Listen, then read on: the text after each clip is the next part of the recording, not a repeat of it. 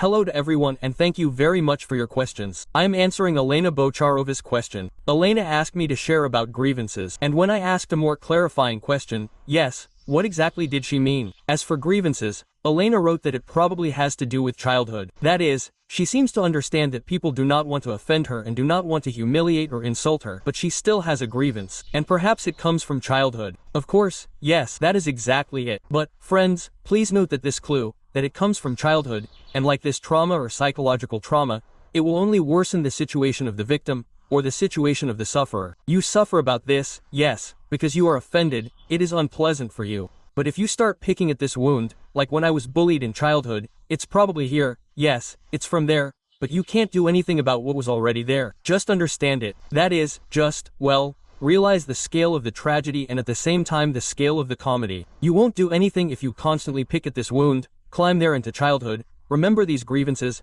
how you were offended, the first time, the second time, where this consolidation occurred.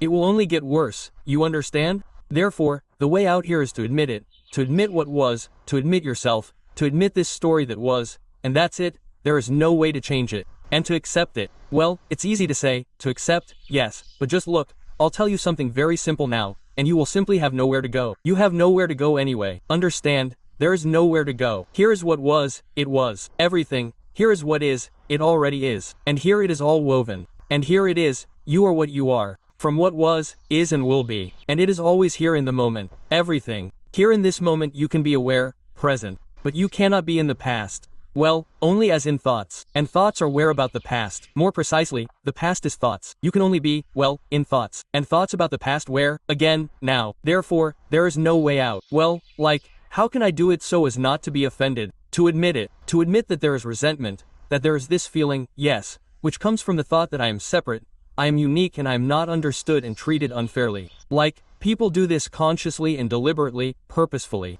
Maybe, yes, in some exceptions, extreme cases, this is possible. Yes, deliberately, there are such villainous villains by nature. Their karma is so black, dark. But basically, most people simply act this way, because, well, from their own unconsciousness. And therefore, some of them commit acts, say some words, speeches, because they were also brought up in this environment, and all this influences them, they are woven from this. And that's all. When you start practicing awareness, attentiveness, meditation, you begin to notice this in yourself. That, well, you are simply full of, let's say, which comes out in the form of some thoughts, words, actions, and you begin to notice this. And at first you get scared about this. You begin to look for where it is. How is it? Where does it come from? From childhood. Well, as I said, it doesn't give anything anymore. And what does it give? And it gives further looking into this and accepting this. This is what is. Well, like something shadowy, something unpleasant, something that you think you can't put on the surface, it crawls out on its own, like, sometimes. And you try to control it. And the one who tries to control it, he is the one who keeps all these safes hidden, thereby burdening. Well, because it is hard to live, deceiving, hiding something there, and you constantly have to seem, and not be. A hard life, you must agree. Therefore, here the only way out is to understand that there is no way out, and to admit that what you are is what is, everything. And pull your skeletons out of the closet or out of all the closets. Get it all out and accept yourself as you are. At first it will be difficult, but then little by little you will get used to it and you will see that it is easier to live this way. Easier to live. Relief. So all these confessions are built on the same principle. Repent, confess, that's all. You kind of throw off this burden.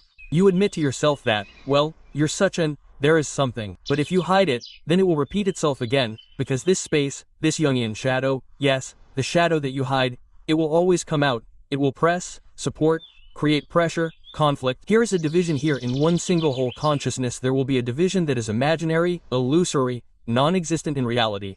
That I am bad, and this I am good. And the fact that I am good, I will demonstrate and broadcast it. Such a mask, a role. But where I am bad, I will not do this. But when drunk it will crawl out there. Or not drunk, but in a situation of some kind of affect or extreme or some kind of adrenaline or some kind of quarrels, scandals, conflicts, it doesn't matter. Or you're just tired, and here it will crawl out, but you don't want to admit it, and therefore feel this guilt later for the fact that you were offended, for the fact that you got angry, for the fact that you swore, for the fact that you are there and so on, and so on. Because again, a good controller comes running, who says, you can't do this, you have to be good. In general, this is a deception. You need to figure this out. The way out is simple. Accept yourself completely as you are. And if you feel offended, then directly live this offense. Live it, let it manifest. Don't hide it, Don't cut it off in mid-sentence, you understand? Well, in mid-sentence, I mean, in this feeling. That is, there is a feeling of offense. The controller comes running and immediately there with a broom, with a shovel there tries to remove it all, sweep it somewhere, bury it. No, just stay with this feeling of resentment. Just live through it, breathe it in. You can go for a walk. I recommend doing this regularly, guys, every day. This is a walk. And there is the dynamics of this energy. It washes it all away, processes it, grinds it up. And there in this fire, if you walk consciously, it all burns up to hell. Pay attention, even here. Well, naturally, a desire spontaneously arises. When, for example, you had a fight with a person, got offended by someone, so to speak, to slam the door and leave, right? And where will you go? You just leave. That is, your body, it cannot be in this. It needs movement. Otherwise there will be a traffic jam, constipation and everything else. It requires somewhere this, well, the action must happen, because the emotion has come. Emotion is fuel. In this case, it is some kind of emotion of resentment. It does not matter. Emotion, it requires action. And that is why you go for a walk. That is all. And you walk, move, the body breathes. And all this is processed. But do not demand from yourself such an instant, so that you do not get offended. This is impossible. If you do not develop awareness with the help of meditation, this attention, yes, you do not collect it here, it is scattered everywhere, especially in these constructions, how right, how wrong, then there will be not enough attention to sort out this issue. You simply will not see where this wave will suddenly rush at you from. Therefore, you need to develop attentiveness, awareness, that is, know where attention is at each moment in time. The sensation of the body, sounds, silence, pictures, and then thoughts and feelings. All this will be seen better. The mind will calm down, will be clear, calm. But just from your mind, just like that, you learned about it, it won't become calmer, but on the contrary, this good one, which will latch onto this in you, will say, aha, this is how you should, and it will control it. Well, how can you do this if you have this resentment going on for a long time? It just, well, comes from habits, from patterns of thinking. It is impossible to stop, but it is possible to calm it down. And when your mind calms down, it is better to see such prevention from afar. Aha! Here comes a wave of resentment, and you see it, and you meet it, you welcome it and calmly examine it. You learn equanimity, such contemplation, non-involvement. This is precisely practice. It is impossible to say this in words. It is simply to learn this and that's it. This is precisely training. Constant training in equanimity in relation to whatever happens. And everything that happens, it just happens and that's it. If you have no trigger for it, no attachment, no involvement, then it simply begins its life, appears and disappears, is born and dies. That's it. Just let life happen.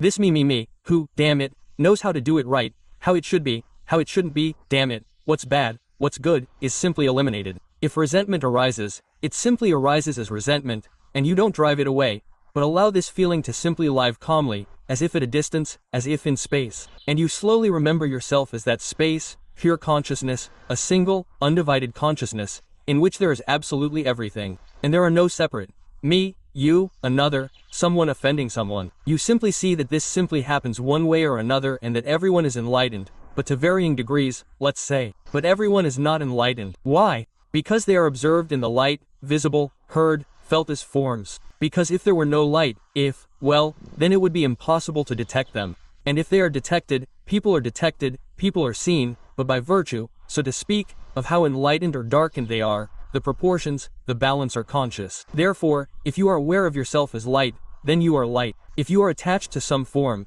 then it is as if you are blocking this light, which, well, is passing through you. You are blocking it with this idea of some form, but you as a form do not exist. You do not exist as a separate one. You are all this. Not you and I, we are like together there, I am in you, you are in me. No, it is simply an interpretation of the mind. These are already such restless waves that have risen above the ocean, so to speak, metaphorically. And all this division begins. I am the first wave, you are the second. I am higher, you are lower. I am earlier, you are later. I am closer, you are further. Well, it's all just blah blah blah in the form of thoughts, in the form of words, in the form of sounds, in the form of all sorts of songs, films, messages, ideas, religions, philosophies and so on. Everything is simply singled out, well, as if indicated and that's it. Therefore, allow yourself to be offended, but the most important thing is to do it consciously. And for this, do not swear, sit for 10 to 15 minutes like this quietly, calmly and look at what is happening in you. And everything is happening in you. And so watch this. Oh, I have to run. Look at this. Oh, yesterday there was this. Look at this. Oh, a feeling of some kind of resentment. Look at this. Turn your attention, let it live, because everything has a beginning and an end. If you cut it off like this, like I don't want to, it doesn't live to see it. You don't let it live to see it, can you imagine? You don't let it live to see it. And there's this half corpse, half alive, all this is still moving. Just let everything that happens, a thought, a feeling, an emotion, a sensation, a sound, a picture, live through the entire cycle from beginning to end. Resentment is a rejection of how it is, and, accordingly, what can be done here? Accept everything as it is. This suchness, yes, as the Buddhists call it, suchness is suchness. Just as it is, everything happens exactly like this, and everything else is complaints, whining, expectations, hopes, assumptions, fantasies that may coincide, may not coincide. If your fantasies coincide, then, like, I'm great, I'm just like that, damn, I predicted, I planned, I did it. And if it doesn't work out, then the world is not like that, damn, people are not like that, they didn't let me do this, they interfered with me. Or aggression is directed at oneself. Yes, there I am such a fool, again I am such an eternal loser, nothing worked out for me again. And here is resentment towards oneself, towards resentments towards people, resentment towards the world simply. It is like a splinter from pity. All this resentment is very much connected with pity. I feel sorry for myself. I feel sorry for myself. And a sting, pity is a sting. That is, it is stuck in the nostrils and pricks and presses, and pinches and itches. It is a sting. Pity must be simply pulled out and not feel sorry for yourself in this life. And here there is only you. And this complaint simply prevents you from seeing that here everything is in its place and everything is here on time. Nobody is offending you. It is just such an interpretation of this painful sting in you, that someone is offending you. People just do it somehow. That is how something happens. You can think of it as lessons, about a lesson, right? That is, people do it on purpose. Especially, damn, God, through them. Yes, they send you these grievances so that you can see it in yourself, that you saw a sorring in their eye, how evil, bad, unfair they are, but you don't see this log in yourself. So look, imagine, right here in this life it is given. This meditation is not separate, but right here in life as it is. So good. Welcome all these emotions, suffering, this sadness, sorrow, melancholy, because it is they that make you turn this attention from forms to yourself there, inside, to the source and discover your true self. That's it. How did you understand about grievances, friends? Right, Elena, thank you for the question, thank you for your support.